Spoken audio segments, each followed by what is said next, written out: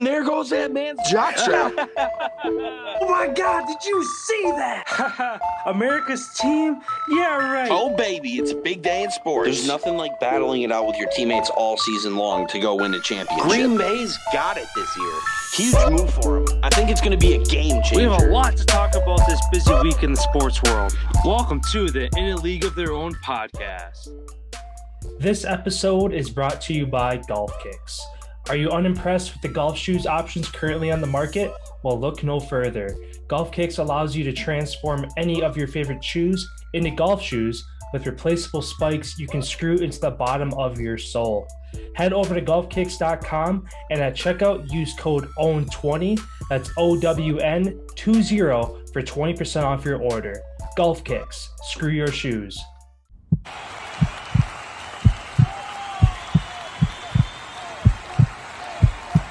Yo, yo, yo. Happy Friday, man. How's it going? Happy Friday. The snow is a-flying. How's it going?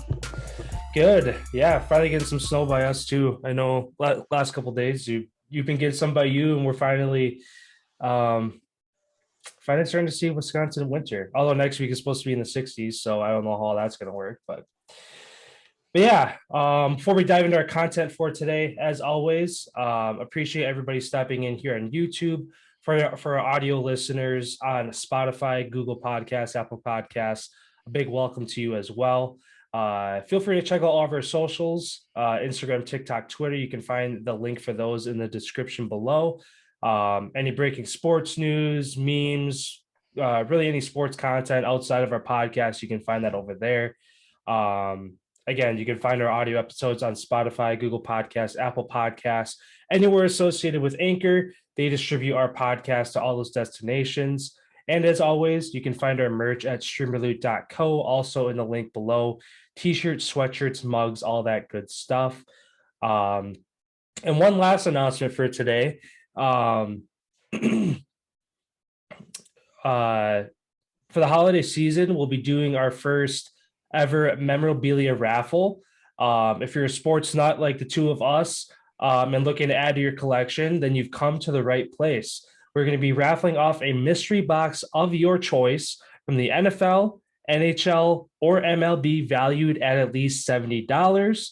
To enter, you can DM us on any of our socials. Again, Instagram, TikTok, Twitter, or email us at inaleagueoftheirownpodcast@gmail.com. So the name of our show, all lowercase at Gmail. If you have any questions, we'll give you all the details, things like that. The entry fee for the raffle will be $10 for your first entry, $5 for your second and third entry, with a max of 3 entries for this raffle. So 3 entries for up to $20. The raffle is open now, and we're going to be closing it 48 hours after we receive 5 entries. So make sure you guys act fast. Because again, 2 days after we get our 5th entry, we'll be closing it. Don't worry, we plan to keep doing these in the future. We're just testing this out and seeing how many people want to do it with us. So the winner will be announced live on the following episode after the raffle is closed. And we'll be doing a live prize reveal as well. We'll be opening up the box, showing what it all looks like. Obviously, the certificate of authenticity as well. And then we will repackage it and send it to whoever wins. So, again, feel free to DM us if you're interested. Yeah. Starting with our NFL content for today, what you got over there? Actually, what do you got? Hit me up with your question. All right. After last night's win over the Steelers, should the Vikings run the table and get to the playoffs, are they a team who could go the distance, or would they be a first-round exit?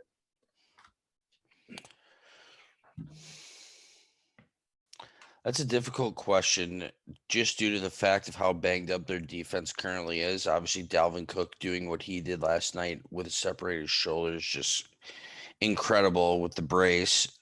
Kirk Cousins, yeah, he had those 2 picks, both of which weren't really his fault. Yeah, I mean, but their defense stepped up when they needed to make a play. Patrick Peterson was back early in the game. I think he ended up leaving during the game. And then Breland, him coming back after being out for a while, he just got targeted that whole second half of the game. And it seemed like he was struggling a little bit until at the very end when they kind of said, all right, we're not going to let a 29-point lead just get blown like that. So I feel like they have some momentum off of that win. Granted, they were up 29 points. They looked like the best team in the NFL in the first half, and then they looked like the Lions in the second half of that game. So depending where they go in the direction with obviously getting their guys back, if they do get back healthy, I could see them, if they do make the playoffs, and they are healthy, like their defense most likely, I should say, and Thielen back, anybody could win. I could see them making a run, especially if that running game can continue to do what it did last night. Granted, it's against the Steelers' running defense, which is terrible, but still, that was really impressive. Yeah, I mean, obviously, step one was getting the win last night for them. With a loss, they would have been down to like 5% chance of making the playoffs. With 8 losses, it just like that's just tough to run the table at that point. Right now, looking at the standings, they are the first team out. Again, pending what happens with all these other teams this week. I mean, if they get in, like you said, so long as they can get healthy, they can kind of go toe to toe with some of these teams. Some of them seem like I mean, I shouldn't say that, they beat they beat Green Bay. So depending on what happened there, again, the game probably being in Green Bay if they played. Yeah, I don't know. I guess I don't even know if they'll make it, to be honest. Like thinking about, if they make it, are they going to go the distance?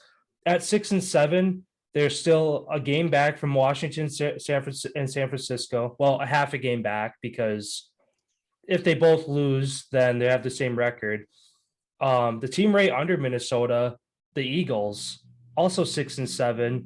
I honestly think that Philadelphia is a better team than Minnesota right now, to where I could see Minnesota end up falling down and being the second team out. You think Philly's going to beat Washington this weekend? It's I thought it's Dallas, Washington. All right, yeah, excuse me, yeah, because the Eagles are on a bye. Yeah, okay. Because I was looking at that too. I'm like, where the heck are the Eagles? Who do they play? But that makes sense because they're on a bye. They're on a bye. Yeah, they play Washington next weekend. Yeah. But I don't know. Kind of looking, I'm pulling up the rest of their schedule to see, I guess, between the Vikings and the Eagles, who kind of has an easier path to the finish line. Vikings, definitely. Yeah. Well, I mean, the Eagles aren't even out of the mix twice. And the Eagles aren't even out of the mix for winning the division. They have Washington, Giants, Washington, Eagles, or Cowboys, I mean, to finish the year. So they have all division games. If Dallas wins this weekend, that's pretty much wrapped. Yeah. So they have to bank on put Washington at 6-7, which should be tied with the Vikings and the Eagles. Who wins that tiebreaker? Yeah, I don't know what the tiebreaker would be for that. I don't even know if they've gone head to head yet, because the Eagles and Washington haven't played each other yet, so there's no head to head tiebreaker there yet. And the Vikings would have the same winning percentage. Yeah. So who would be in? Because the other two would be out. Yeah. But I mean, I don't know. The Eagles and Washington are kind of controlling their own destiny, to where if they split, like if one team could sweep both of those games, you're kind of solidifying yourself as that 6 or 7 seed. If they split, then it's going to be coming down to the last week. Well, if you don't finish second in that division, you're pretty much out. Oh yeah, there's no way. There's no way 3 teams come out of the East. And the Niners are right there too, like you said, with the Vikings, Panthers, Falcons, and Saints all are 1 win back from tying those guys as well. So after this weekend, we should have a good a good indication of kind of who's going where. And obviously the bye week, like it's good for the Eagles to kind of rest up before their last push in the year. But at the same time, it's kind of a bad time to get a bye because now the Vikings won. If the 49ers win, if all the teams around them win, that puts the pressure on them come next week that shit, all these teams won last week. We have to win just to keep even. And it all depends. Some teams come out flat out of a bye. Some teams are healthy and look really good. So I guess it's going to depend. I feel this late in the season after 13 weeks of straight playing, like that's torture. Or 12 straight weeks. That's straight. No, it's actually 13 of straight torture. Now you finally get to relax a little bit here, get healthy. I feel like the teams who've made it this far without their, taking their bye, not a lot of teams are super banged up. Like the Eagles, they're not a team that's super hurt right now.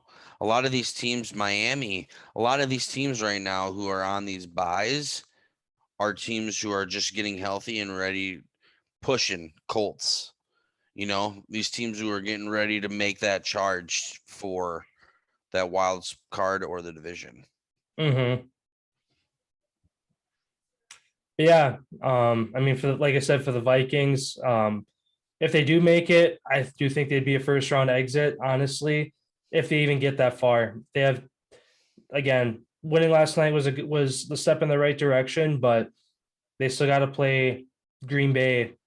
What's their other game? You said they got to play Chicago twice. Rams. Rams. Weekend. Oh shit. So, I mean, Packers, Rams. You take those two losses. 9 loss. You're not getting into the playoffs as a 9-loss team. At least not on the NFC side. AFC side, maybe, depending on how that shakes out. But we could see a 9-loss team with the wild card, the second wild card on the NFC side. NFC. Well, I mean, each the only team that it's really super hard to ask that of is, I mean, Washington's capable of losing 3 games. Eagles are capable of losing 2. Niners are capable of losing 3. Yeah, but Washington and Philly play each other twice, so each team is guaranteed a win. So neither of them can lose. Well, one can lose twice. Washington could lose twice and then lose to the Cowboys, and they both have 9 losses. Yeah. Yeah, I don't know. It just it's crazy. Like this year is absolutely insane with how many teams are still relevant, because normally in years past by this point, there's 10 teams eliminated. Yeah, usually by this point. There's only a couple teams still fighting, where in this, the Texans are the only team out of it right now. Yeah. Although the Lions, I saw it was a 1 in 2 trillion chance. Yeah, they need like so many crazy things to happen, which I doubt it. But yes, Texans are the only team absolutely 100% eliminated. Yeah. Which is funny. Which I think it's like the odds right now for if you put $100 on the Lions and they made it to the playoffs, it'd be like a multi-million-dollar payout or something. Oh, for sure. Well, then, yeah, on to my question here, kind of with the same sort of tailored to it. Tampa Bay currently on a 3-game winning streak. Gronk getting back healthy. AB going to be back, not this coming week, but the following. Do you think this Tampa Bay Buccaneers team can go on another run and repeat as Super Bowl champs? I am going to say that they don't, mostly because all the names you mentioned are going to be the only reason that they can make a playoff push. Their defense is not the same as it was last year. Yeah, they've had a couple big blowouts against shitty teams like the Bears, where it was like 38-3, and some of these other lopsided wins. But their defense is just they've got to the point where it's too many not shutouts, shootouts. That's the word I'm looking for. Too many shootouts down the stretch with these teams that they should be putting away early, or kind of playing the Falcons game to where they are getting leads and letting teams kind of come back. Like last week, what was it against the Falcons, where they had the game wrapped up super early? They ended up winning 13-7, but the Falcons made a surge like late, like right by like a half or like in the third quarter. The Falcons were within a score. Yeah, it was 20-7 at one point, and then the Falcons ended up scoring 10 points in the second quarter to make it 20-20. Yeah. Or excuse me, 20-17. Yeah, it was 20-17 going into half. Yeah. So, I mean, obviously you can't count out Tom, like we said in the last episode. Three people you can't bet against: Nick Saban, Bill Belichick, Tom Brady. You can't bet against them. But if it's going to be if they don't go the distance, it's because their defense isn't able to get it done. Which, I mean, this week they play the Bills. Again, take it with a grain of salt. Last Monday night's game, how, like, obviously a loss is a loss for the Bills, a loss that they really couldn't afford because instead of being at the top of the AFC, now they're one loss away from potentially dropping out of the playoffs right now. But I don't know. I mean, Tom isn't going to have an easy time against that Bills defense either. They're just going to run it down their throat like every other team has. Yeah, but Leonard Fournette's going to have a big day. Yeah, I mean, I don't know. I'm not going to – the Cardinals, Packers, I would put ahead of the Bucks right now on the NFC side. Maybe even not even. Maybe the Bucks not even making it to the NFC Championship, honestly. So, and if they do make it to the Super Bowl, even though he beat Bill in his return to New England, I feel like the Patriots are going to be representing the AFC side, so that even if they do make it to the Super Bowl, I don't think he can beat Bill twice in 1 year.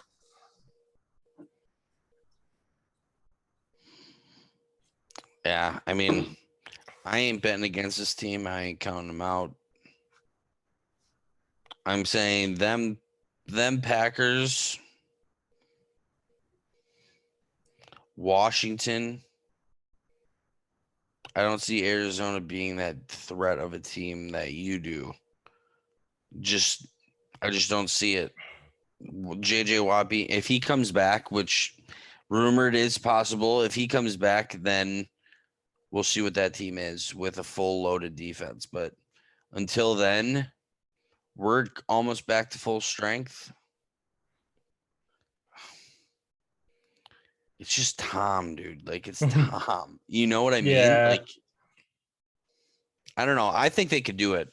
And how amazing of a story really would that be if it's Bucks Pats in the Super Bowl? Like, everybody would say the NFL's rigged if that happened, you know? Yeah. Yeah. I don't know. Obviously, we'll see, but I mean, I want to bet against the guy, but also I do just because I'm fucking sick of seeing him there. But my next question for you here: what team fires their head coach next?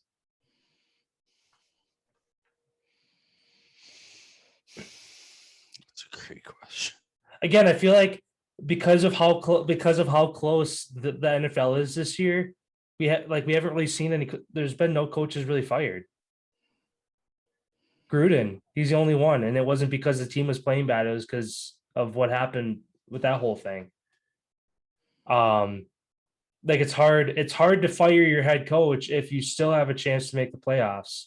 So, but this week I feel like there's a handful of games that could happen to where, all right, we have a 2% chance now, you're gone.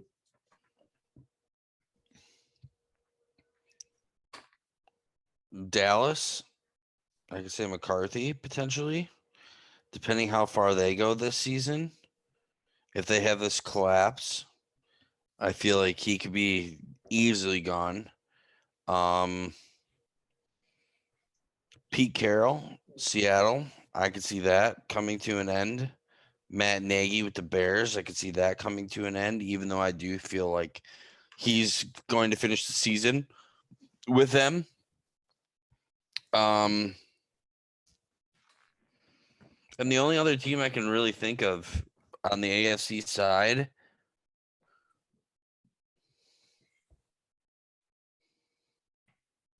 like Broncos, Vic Fangio, yeah. like him or the Texans coach, but the Texans coach, like how much can you really, your franchise quarterback fucked you. Yeah. Like he screwed that whole franchise. Yeah. I mean, the two coaches I put up there, David Culley, Texans, where it's like, oh, like kind of like feeling empathy for the guy. Like, I don't care. You're like, it's the NFL. Like, So then Urban Meyer should be number 2.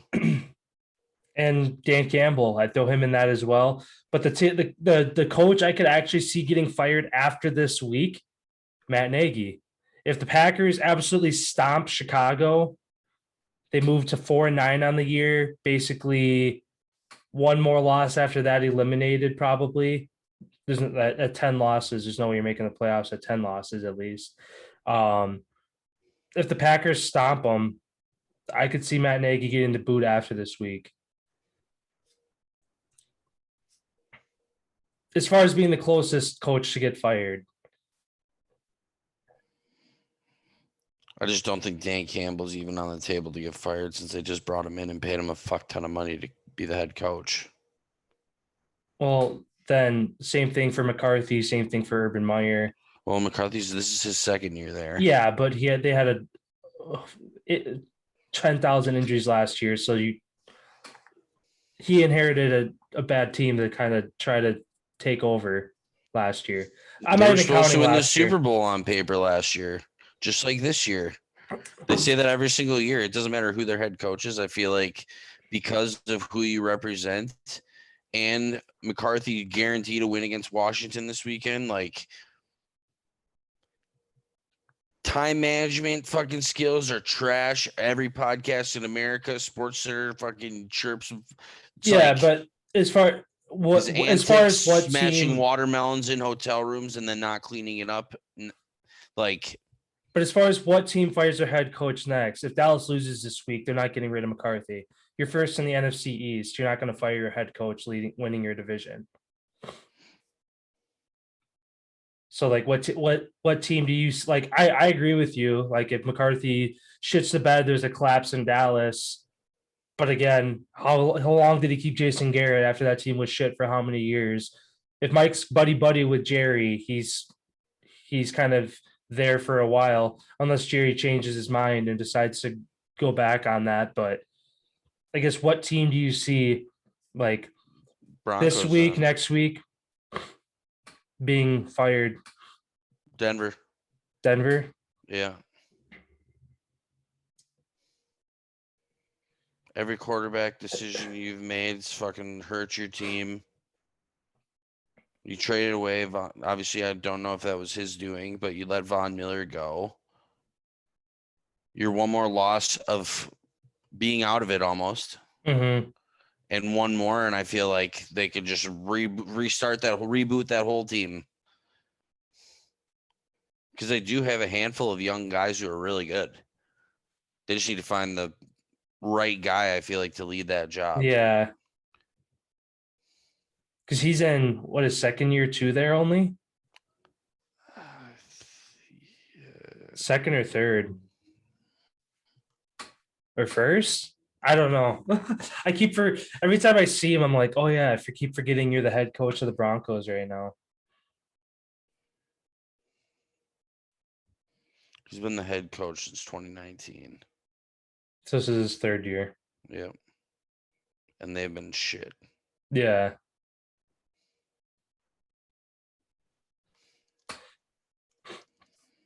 Yeah, I mean, I could definitely see it, but again, the one thing that would keep him there is at 6-7, you're still in the mix for the playoffs. So unless you're confident on whoever the interim coach is that steps in to quickly turn the ship and get you back into the playoff mix, that's a big risk as an organization to get rid of your head coach when you're still a half game or you're in. I mean, the Broncos are in right now, I believe. Like if the playoffs ended or started today, they'd be in.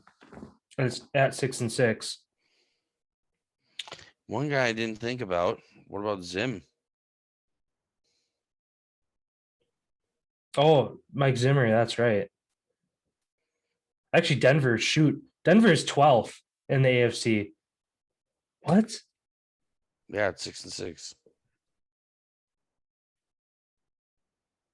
That's crazy how they're only a game out, but they're 6 games out of the playoffs right now, or 5 or 6 spots out of the playoffs. Yeah, Mike Zimmer. I completely forgot about him, mostly because they won last night, so I didn't even really think of that. But I mean, heck, we could have saw him fired last night. If the Steelers completed that comeback and won that game, he might not be the head coach right now.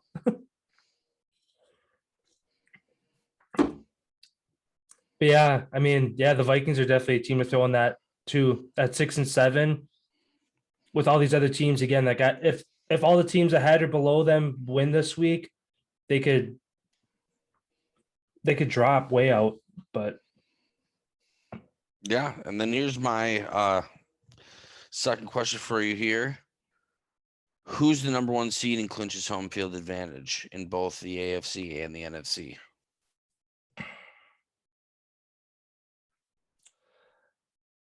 I'll start with AFC side just because it's a little, I shouldn't say easier for me to come up with an answer because you never know what's going to happen these last couple of weeks. But I'm going to say that the Patriots are going to be the number 1 seed.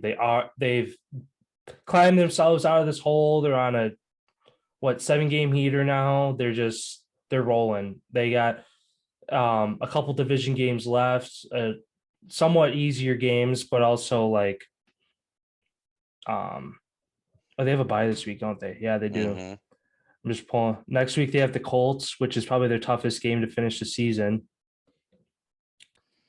Colts, Bills, Jags, Dolphins. So yeah, they're if they can go unscathed, if they can beat the Colts and the Bills, that's a wrap.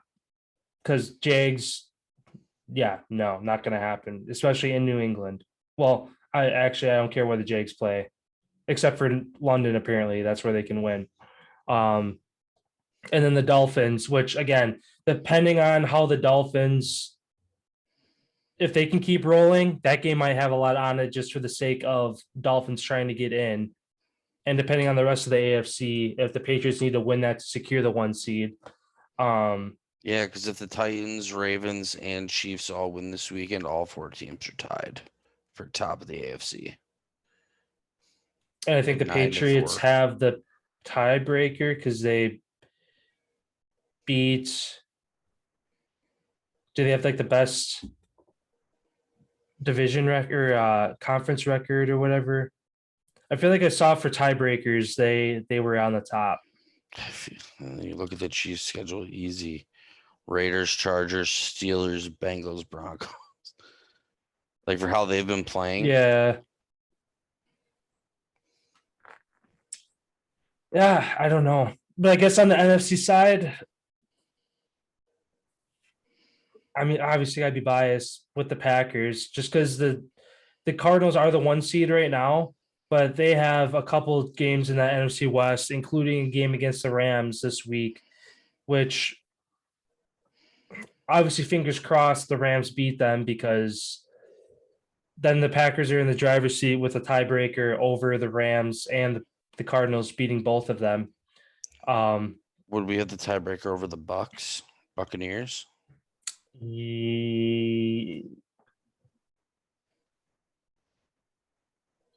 Yeah. Green Bay wins tiebreaker over Tampa Bay based on best winning percentage in conference games. And Green Bay only has, or no, they still play Cleveland and Baltimore. Yeah. Where playing NFC teams would almost be better for them so that they can make their winning percentage in the NFC even better. And the Bucks play all, except for the Jets, all conference, and the Bills this weekend. So They same play thing. 3, Two of their except for they last. were on the bye. They already had theirs. So same thing for the Packers and the Bucks. Two of their So the last. Two Buck, of their yeah, last but four are if the Bucks AFC. win And this weekend, then they move ahead of us. no, because the Packers play the They'll be Bears, 10-3. Well, they'll be 10-3. and so will the Packers. Not after this weekend because they're on the bye. Oh fuck, dude! My head is. I was gonna say, what the fuck are you talking about? As long as the Packers win out, So you think Packers? Yeah, I think the Cardinals get one more loss to end the year. Packers win out. They'll be the 1 seed. Yeah, I think us and Tampa are both going to end up tied with the same record at the top. Whoever wins has the tiebreaker at the end. That's what I'm going with. Hopefully it's Green Bay, but it should be. I don't know why they wouldn't. As long as they don't cough up a game against the Vikings or the Lions. Yeah. And then AFC side, I actually think that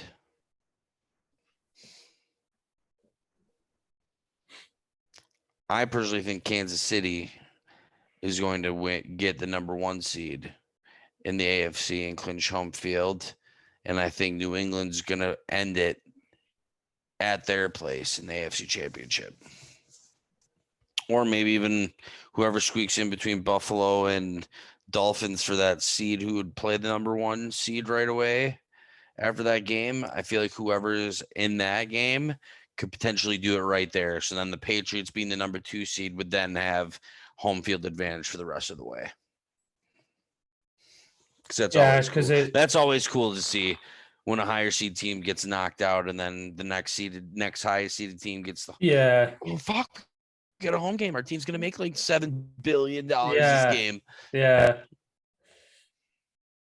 Because the way with whoever the 1 seed is, they just play the lowest seed that's still remaining. Yeah, so then that's a wild card. Yep. Yeah, sounds good then.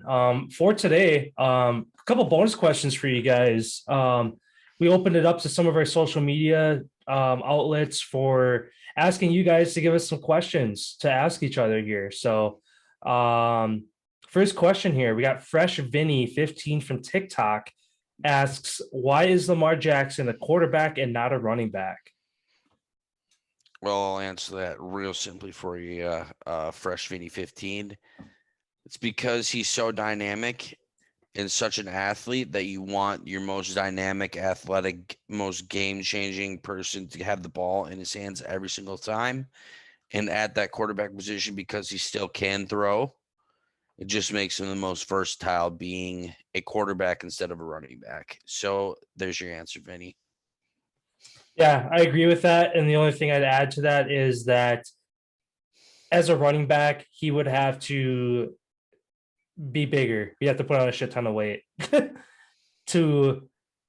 he's good. He's shifty. He's good like at what he does because he's like as a quarterback, he is able to do that. As a running back, you're taking a lot more hits, and at his size, he would not be able to play a running back position and take the hits a running back does at his size.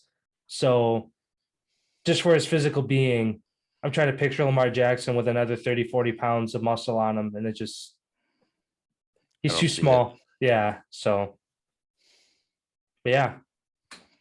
All right, then. Coming from our next question, Gabriel, also from TikTok, asks, do you think the Browns are good enough to make the playoffs? I do not. And because of one key reason, and we shit on him all the time. Baker Mayfield's at the helm. He can't get it done. And looking at the schedule the rest of the season, Ravens probably a loss. Raiders could be a loss. At Green Bay, good luck. At the Steelers, might be able to win that one. And then hosting the Bengals, somewhat of a chance. So there's probably a good chance they're going to lose 3 of their last 5 games, I think. And no, I don't think that they're going to make the playoffs. So 1, because of Baker Mayfield leading the ship, and 2, because their schedule is too tough to finish the season.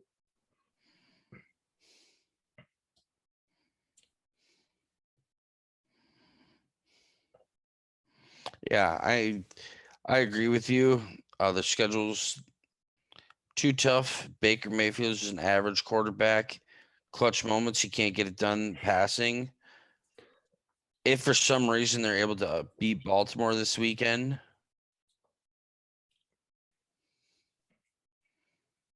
and I guess beat the Steelers in their place on January 3rd, even though they're not looking too much of a team right now, they have a pretty good chance actually to reverse that and end up potentially getting in, depending how the Colts, Chargers, and Bengals do to finish out the season. But this weekend's a big game for them, and I feel like if they can beat Baltimore,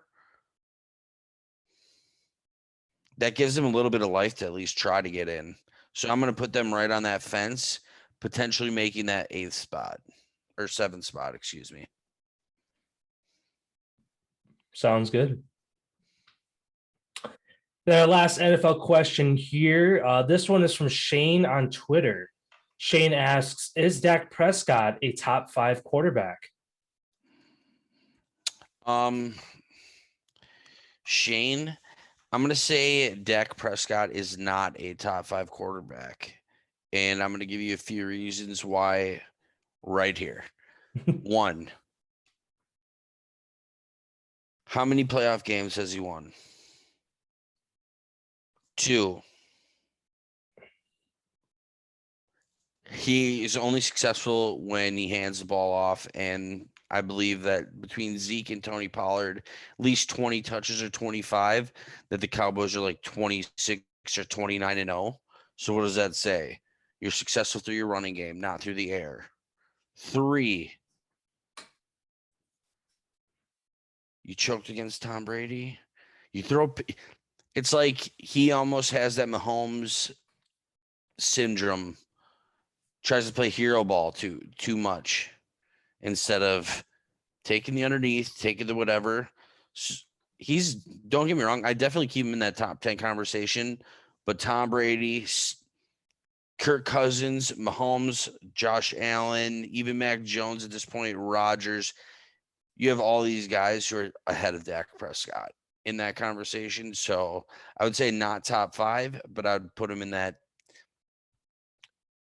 8 to 15 range, anywhere between in that.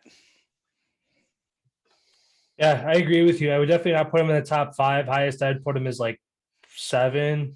I'd say like 7 to 10 range is kind of where I'd put Dak Prescott. Yeah, I mean, for a lot of the same reasons you said, Dallas is only successful when they get a good run game going. The only reason that he gets his 400-yard games is when they're down 20, 30 points and the teams are just letting him get 8 to 10-yard chunk plays just around the clock at the end of the game. Like, I don't know. Yeah, nothing really else to add than what you said. But yeah, definitely not a top 5 QB. Stats are actually pretty good, though. He's got 101.7 quarterback rating. It's only 4 points below Rodgers. And I didn't even put Kyler Murray on that list. So yeah, I'd move it now from 9 to 16.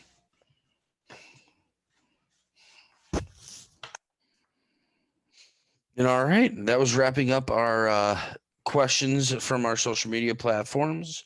Now we're hopping into the NBA here. The Heat and the Wizards. Excuse me. After the Lakers lost last night, AD came out and said that they need to play like they're underdogs and have that underdog mentality. Do you think that is going to be a method that gets them some wins, or do you think they need to do something else?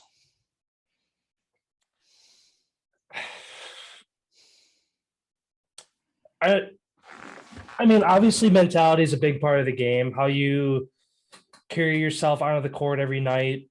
It's a big part of obviously what transitions over to the physical side of things. I feel like just the underdog mentality, yeah, it can put some fire under people, but it's going to take a lot more than just that to turn the ship. I don't know. Every time the Lakers do something good, everybody's all high and mighty on them, and then it's like, okay, just give it 2 days. The next game, they're going to shut the bed again. Like last night, for instance, against Memphis without John Morant, they get blown out. I don't know what the final was, but I know they were down big at one point. I don't know. I'm just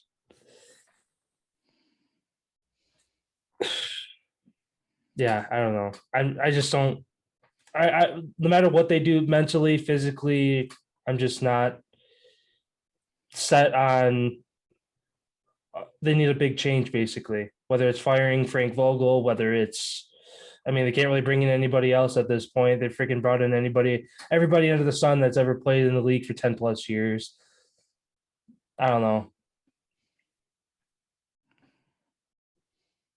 It's hard for me to think of something good to say about the Lakers. I guess that's why I'm like kind of just at a You don't loss for have words. to.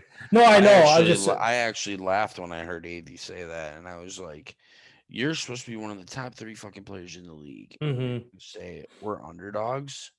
LeBron's supposed to be the GOAT, and you guys are supposed to be the underdogs. Like, are you kidding me? Carmelo Anthony, That one of is the the best corner shooters. worst. That is the worst mentality to have, and I hope these guys don't make the playoffs. I'm rooting against them now at this point because that's foolish. Yeah.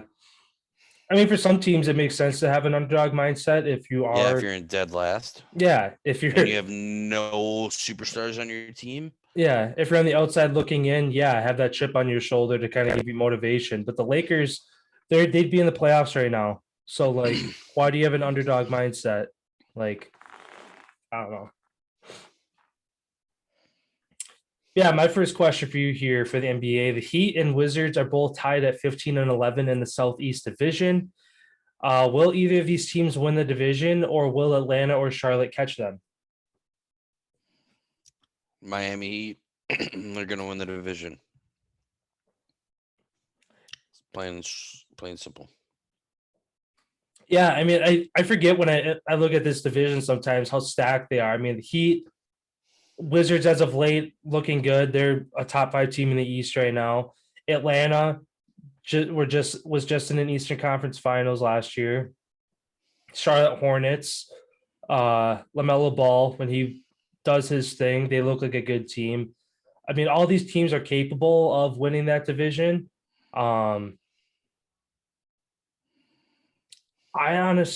Yeah. I was thinking maybe Atlanta, but they rely too much on Trae Young.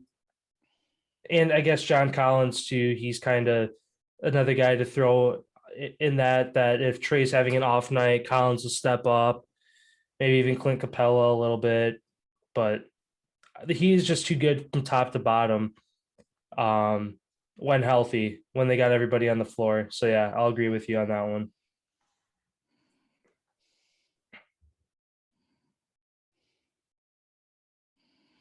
All right. Now, my second question here: who's going to be the first team eliminated? Like out of the playoffs, not even in the play-in. Oh, like your season's done, you have no chance to. Yep. No. Who's going to be like the first team where they get the X next to their name in the standings? First 2 teams that come to mind are Detroit and New Orleans. just because of the fact that Zion is not back yet. That team's going to not win enough games to make a playoff push by any means. But Pelicans with Zion, I'd say, are going to be a little bit better, put together a couple better stretches than Detroit. So I'm going to say Detroit. Detroit's going to be the first team eliminated. And ironically enough, they are the bottom team in the NBA right now. So yeah, I'm saying Pistons. You're saying the Pistons.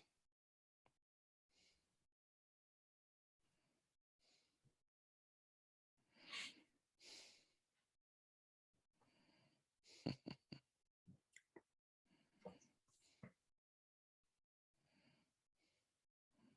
gonna say the Magic. Magic? Magic or the Rockets? Actually, I'm gonna say the Rockets. Go with my gut.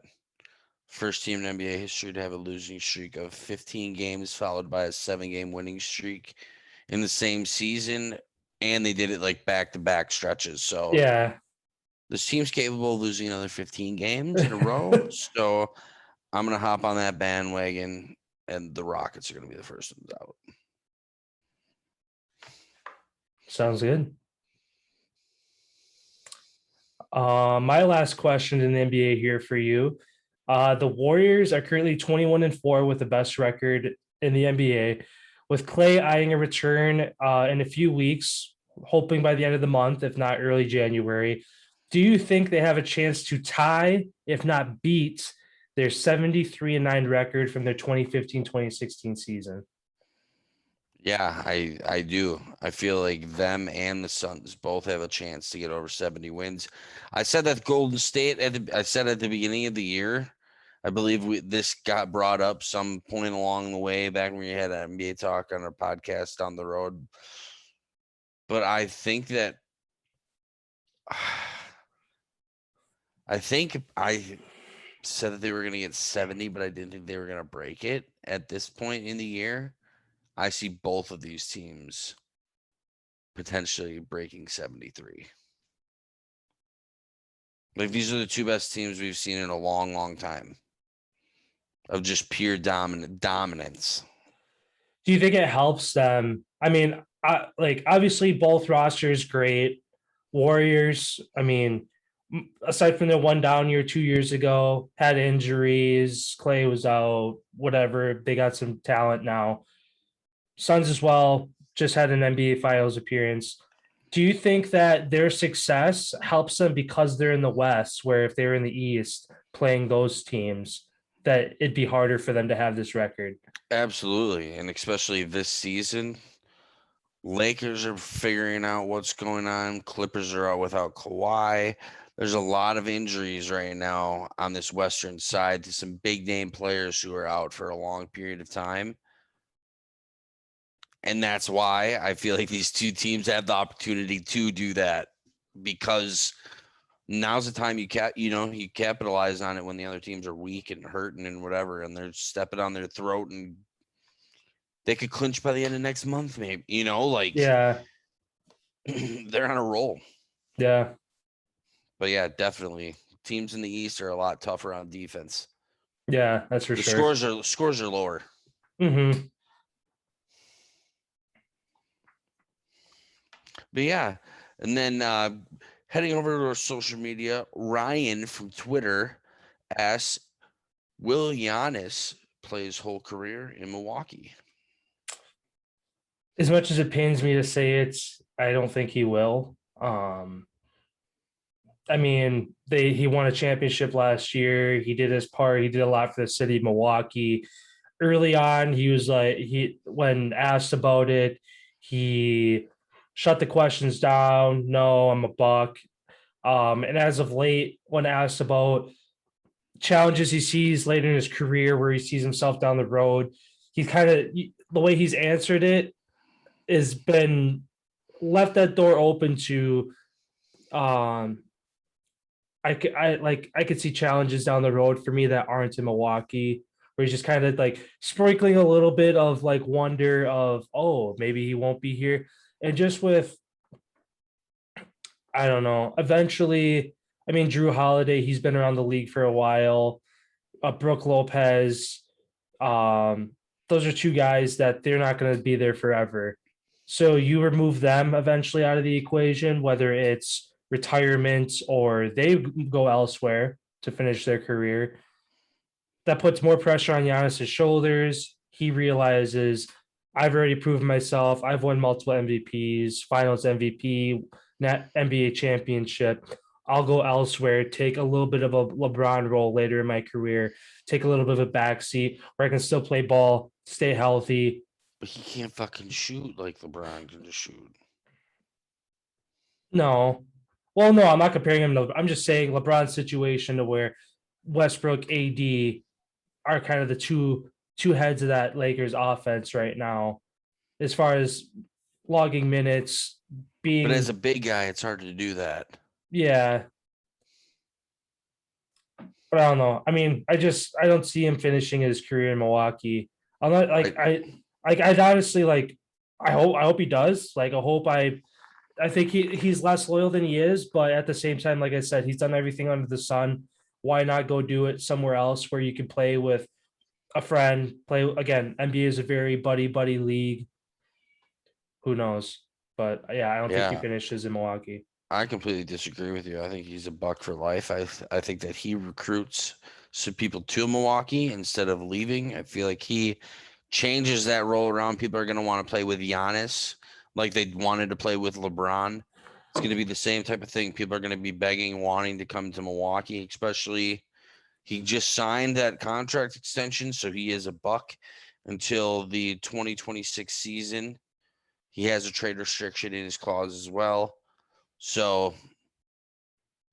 he's stuck for the next 5 years. And with his cap hit going up and the amount of money that he's getting paid is going up, the older he gets, he's not going to be as valuable to these other teams.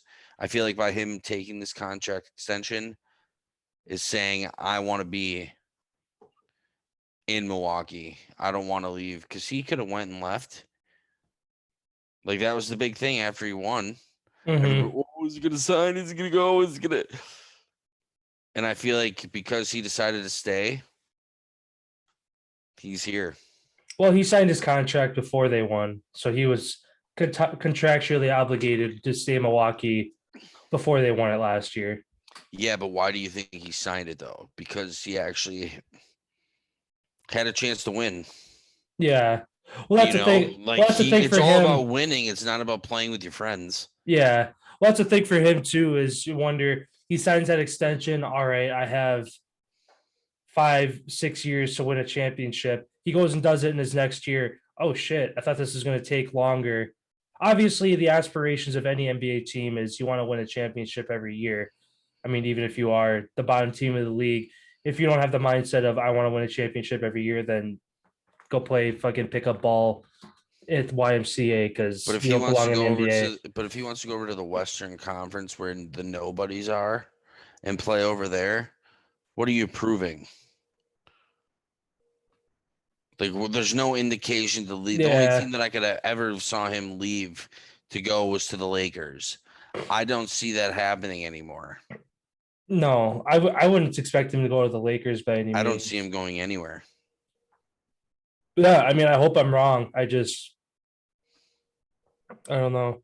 And one cool thing about basketball I do want to touch on, Shaq. It was pretty neat what he said the other day after they removed the letters of the Staples. Yeah. I'm glad they changed his name because me and Kobe own that bitch. Yeah. It's like, that's so awesome. Like, that's That's so Shaq cool. and Kobe's house. It made the hair on my neck stand up when I heard him say I know. that. Like, that's unreal. I think that's almost like a little kidney blow to like LeBron. It's like you don't fucking deserve to play at Staples Center Well, he did win a championship. in the bubble. The banner still gets hung in LA. That's true. But yeah, no, that I'm glad you brought that up. I forgot about that. But yeah, that was awesome to see. Sounds good. Yeah, then over to the ice here. First question for you. With home ice a minimal factor in hockey, it's not really like like NFL where it's turf or grass, or like how some fields are different. Ice is ice. And I mean, even for betters, home ice isn't really taken into consideration. It's more or Yeah, but less the the fans better though. team. Like, I guess with that being said, the second part of that question, which arena do you think is the toughest for a team to go in and win with that fan factor?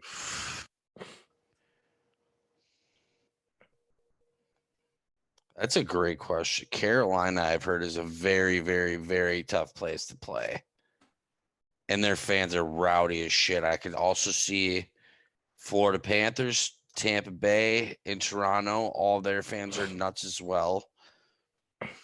Wild fans are even nuts. And especially with how good they're playing this season.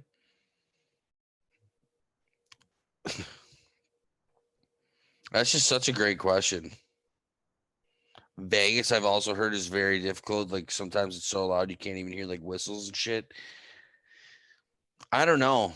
I personally think home ice has actually a lot to do with how the game goes, just for the fact that the crowd getting loud on a power play or a penalty kill type of thing. Hockey's all about communication because of you're moving so fast and doing all these.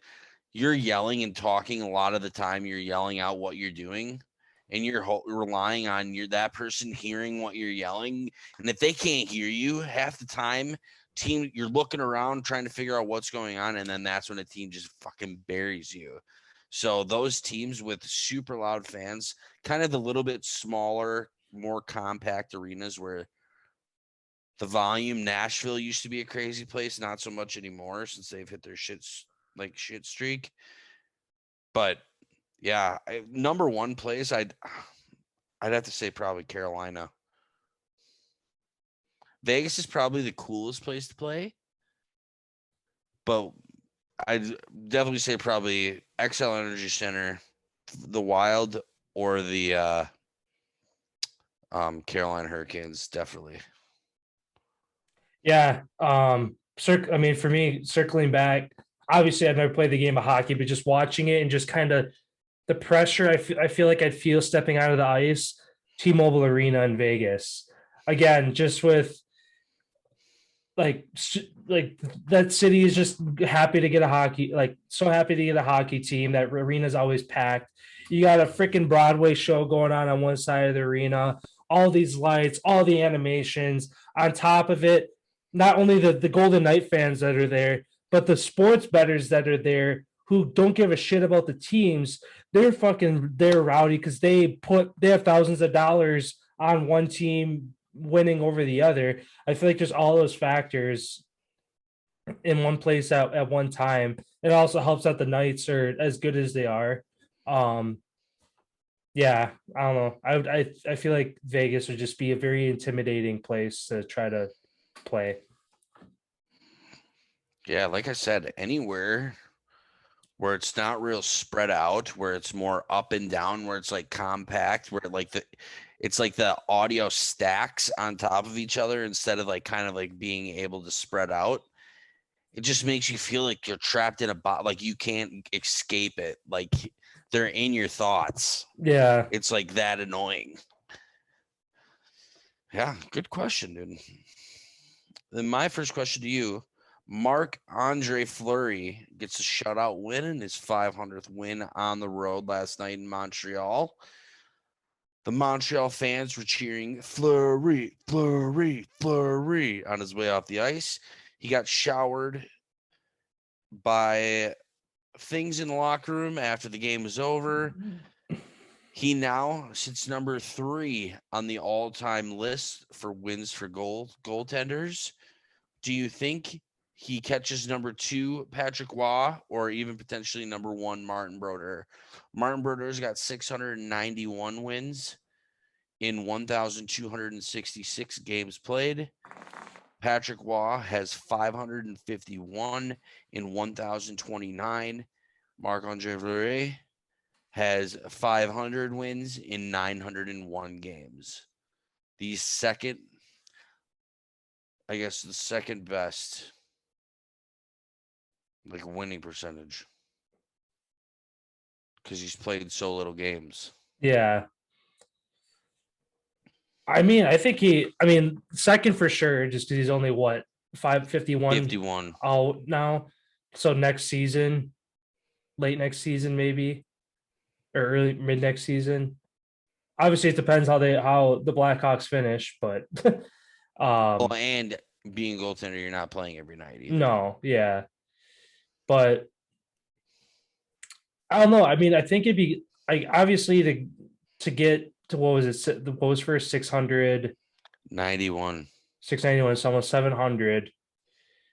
I mean, that close to 700. I feel like he would go for it just for the sake of, like you said, the amount of games he's played to get to be as good as he is. He's like, he has hundreds of games to where he kind of has that in pocket to where, I'm like, obviously he's older, but at the same time, he still has a lot of longevity left in his career as long as he takes care of himself.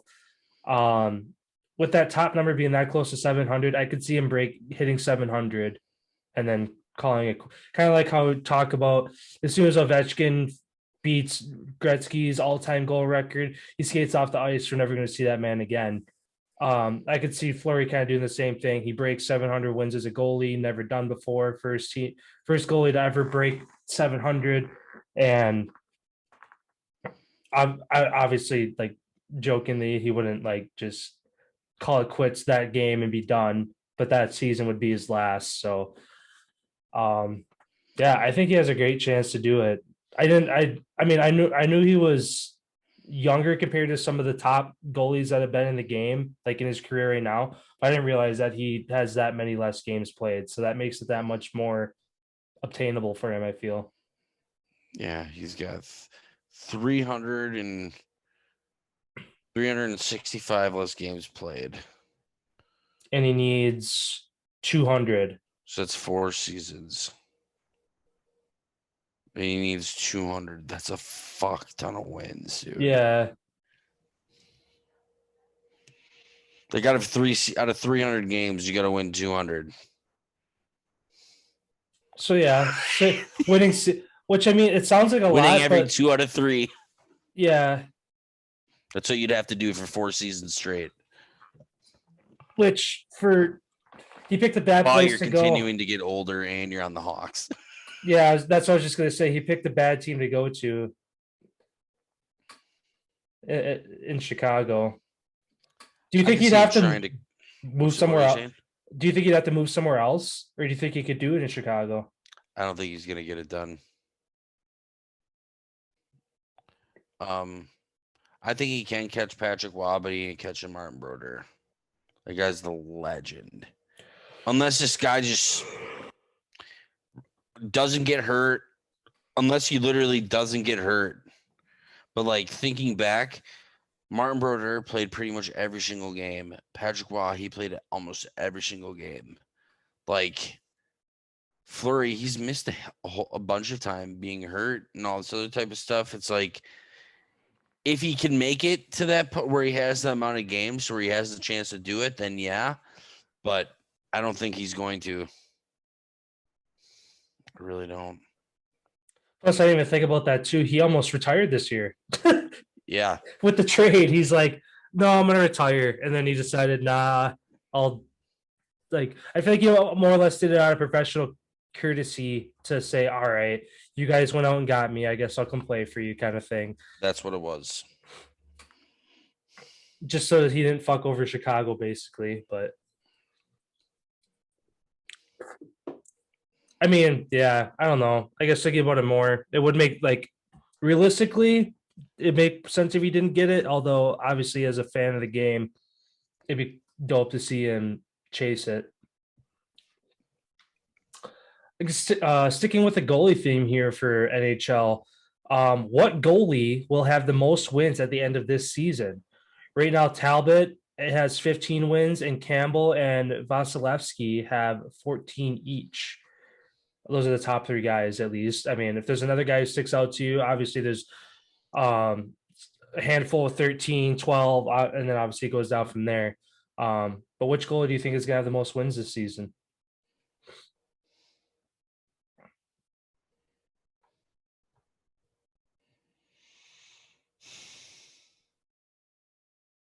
I'm going to go with Vasilevsky. He's just done it the past 2 seasons. I think he's going to do it again for Tampa Bay. He's just he's unreal. He's 6'7" and moves how he moves. It's just incredible to see a guy of that size be able to play the position as well as he does. Hence, he takes up way more space in the net than these other guys. I'm going with Andrei Vasilevsky. I'm quick pulling this up because I hadn't I know who I want to say, but I'm checking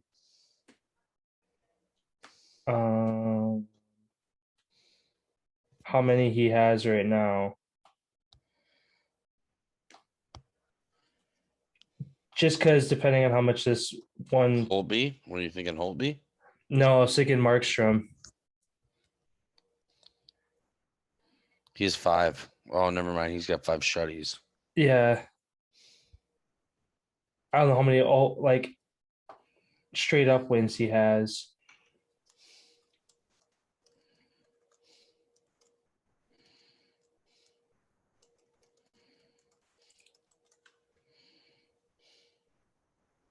I know I was looking at it yesterday when I was looking at. He's 10-5, 10-5-5, 5 shutties. Oh, okay. Yeah, so then I'm gonna stick with Campbell. Just because, like you said, they don't play 100% of the games, but I feel like when it comes down to the stretch for Toronto to put themselves in a good spot to get over their first round hump, obviously it starts in the net, and I feel like they're going to lean on Campbell more and more come the end of the year.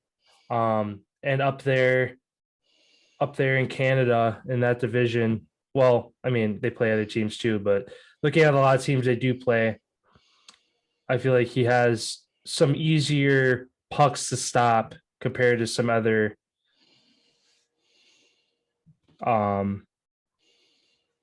because they're in the Atlantic. So Montreal, Ottawa, Buffalo. I feel like if Campbell's in the net on those are almost guaranteed wins. So yeah, I'm gonna say Campbell. All right.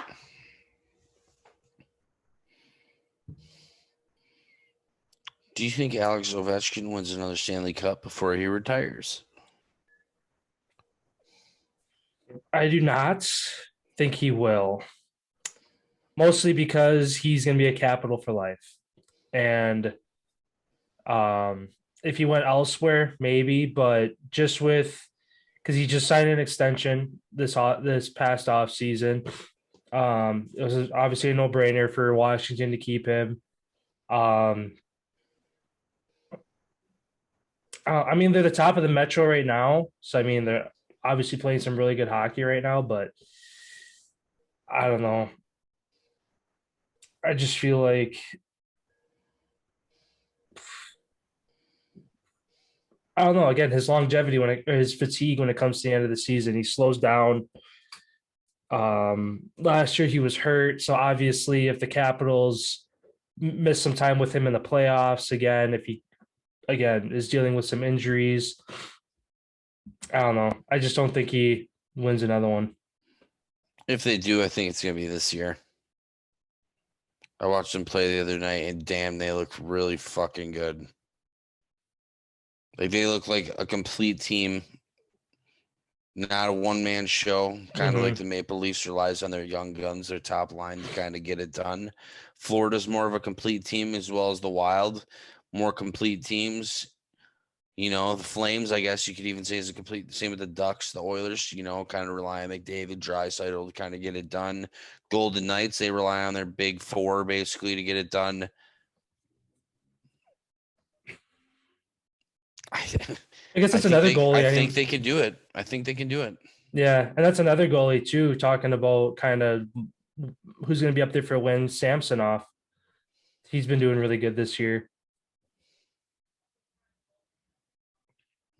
For Washington. Oh, yeah. I didn't even know. I didn't even know that he was a starter. Yeah. I think a couple games I've watched, he's just stopping everything. Yeah, Ilya Samsonov, sure. He's 11-1. Florida's goalie's also 11-1. So he actually, I mean, he has less wins than Talbot, Campbell, Vasilevsky, but best win percentage, 11-1. That's pretty damn good. Yeah, then they have another Tendy who is 4-3, 4-3-5. Washington. Vitek Vancek. Vitek Vanek. Vanasek. Something like that. Interesting name though. Yeah. But yeah, he's 11-1-1. So yeah, currently the best in the NHL. Sounds good. Is right there, 14-4. Thank you very much. Last question for you. Again, I guess sticking with the goalie theme. I didn't realize it till I am reading them now. Flames goalie Jacob Markstrom currently has 5 shutouts this season. The all-time shutout season record is set by George Hainsworth for the Canadiens in the 1928-29 season with 27 shutouts. How close do you think Markstrom could come to this record? He currently leads the NHL with 5 shutouts. The next closest is a couple guys with 3. Yeah, he not getting 27 fucking shutouts. That's what I'm saying. I don't think he would. Today's NHL is so much different than how it used to be back then. I'm gonna say if he can get to 10, tremendous season. If you can get 10 or more shutties, that's tremendous on the year. And to already be at 5, keep doing what you're doing, and maybe the juice continues to carry, but there's no way you can keep this up all year long. That's insane. Like 20% of the games he's played is a shutty because he's played 20. Yeah. So if he can, yeah, that'd be tough. Because if he plays, let's say 70 of their 82 games, he'd have to. They put him at like 15, like 17, 18, if he keeps his pace. Yeah, I guess thinking about it now, that's ridiculous. The record's even more ridiculous, like than it first appeared. Like looking at it, putting it into perspective of how far they already are this season. I think speaking about your boy Campbell, you picked Markstrom, right? To win for most wins. Yeah. I said Campbell. I was like considering Markstrom. He's got the 3rd most minutes played as a goalie this year. He's got the most games played with 22. Campbell? Yeah. So you should have more wins. Yeah, he's got 14-22 in Vasilevsky. My guy's got 14-21. Oh, so it's just one less game. Yeah, and then like other top goalies, like Washington's goalie, he's only played 14. The top goalie, technically, according to save percentage, Igor Shesterkin for the Rangers, he's only played 18 games. What is he? Yeah. What?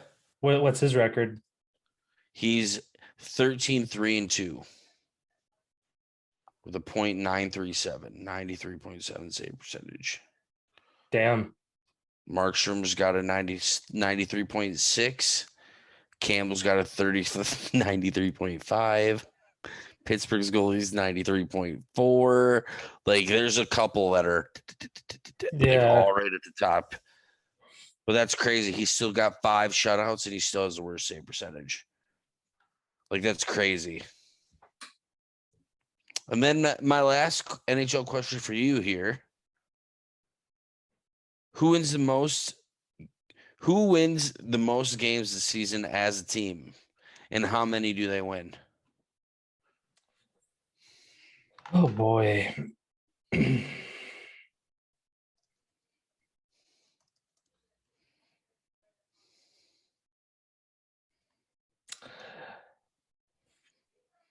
just trying to think of like The 1995-96 Detroit Red Wings currently hold the NHL record with 62. Tampa tied them just a couple years ago. I'm gonna say I'm gonna say either Calgary or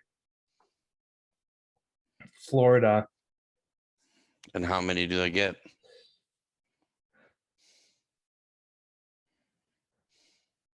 I'm gonna say it's gonna be Florida, Calgary, 1-2.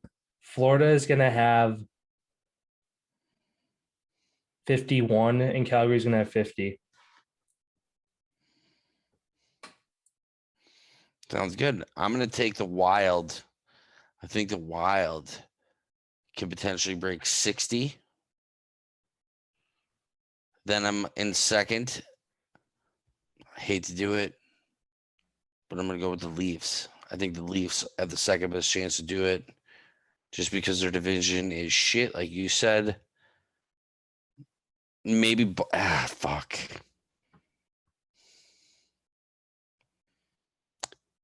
Boston, actually, I'm going to put in second place. Wild the first, Boston in second. What's coming? Because Boston has a shit ton of games in pocket, don't they? Yeah, they only have 23, and they're 10 points back. So if they win their 5 games that they are behind, they sit tied with the Leafs, Panthers, and Lightning, all with 38. And that's the Atlantic for you. Yeah. And then the other teams, 19, 15, 15. Yeah, it drops off quick. Yeah, that's all I had for the NHL. Sounds good. And my last question for you here, kind of a fun scenario for you to ponder with here. You get one attempt for $1 million. Which are you trying? Sitting in net and having to prevent an Ovechkin slap shot from his spot in the corner, or making contact with a 100-mile-per-hour CC Sabathia fastball? Usually standing in the net blocking Ovechkin slapper.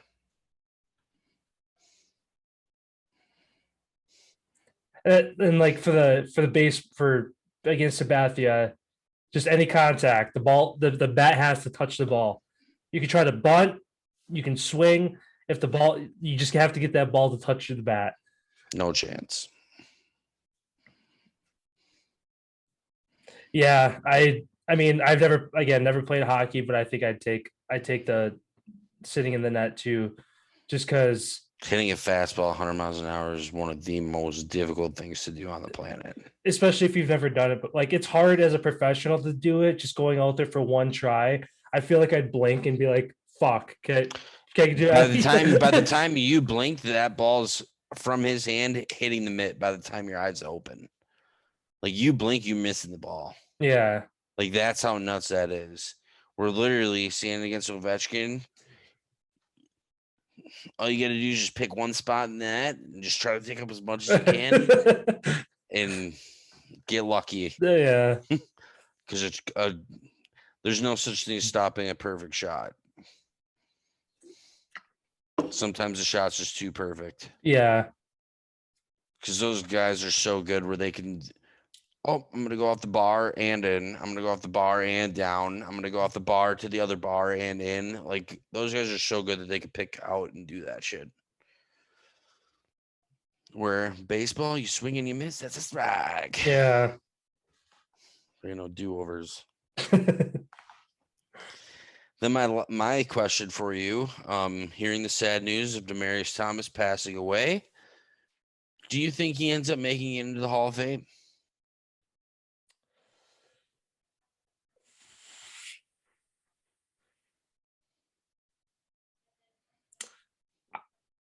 I would say, yeah. I feel like he's going to be one of those guys where later in his career, it's going to be like, a grandson of his, maybe, or like a kid one of his older years. I don't know if he has any kids or not.